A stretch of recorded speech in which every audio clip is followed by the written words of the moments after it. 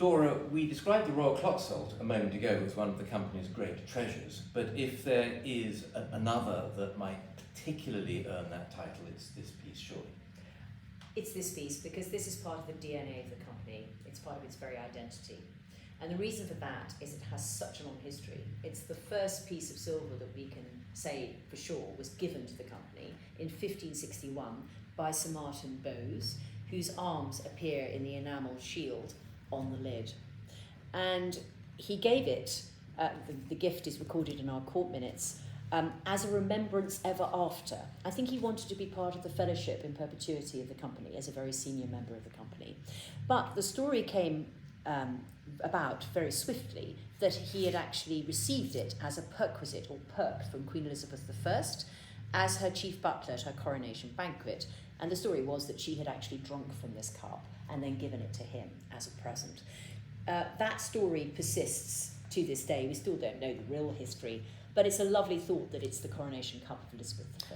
Well, it's certainly imposing enough, isn't it, for such a purpose? Well, it really is. And if I lift up the very heavy silver gilt lid and put it on the top, you'll see just how imposing and grand this piece is. It's colossal, really, isn't it? It's colossal. Huge weight of silver in it. It's also, of course, very, very, I mean, as the Clockselt was, but very richly, though differently decorated from the Clockselt, isn't it? Yes. This is the very latest in Antwerp ornament. We don't know who made it. The maker's mark is unknown. But we think they might have been an Antwerp immigrant fleeing persecution of Protestants. As there were many, weren't As there? there were many, and one of the stranger goldsmiths who did so much to transform goldsmiths' work in this period in London.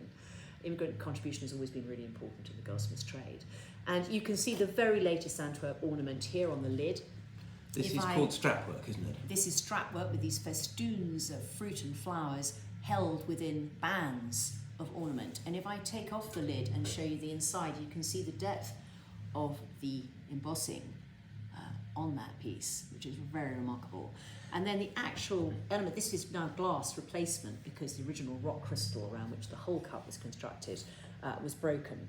Perhaps when it was used as a loving cup at St Dunstan's feasts every year, one imagines it got a fair amount of use. But these wonderful straps with satyrs, herms as they are, developing out of these strapwork bases, which literally strap the rock crystal element into place.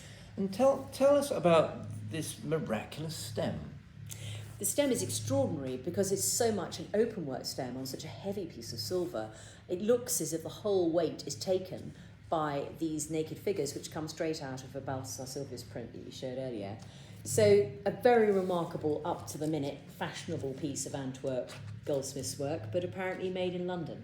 Well, a thrill to see it so close up. Thank you.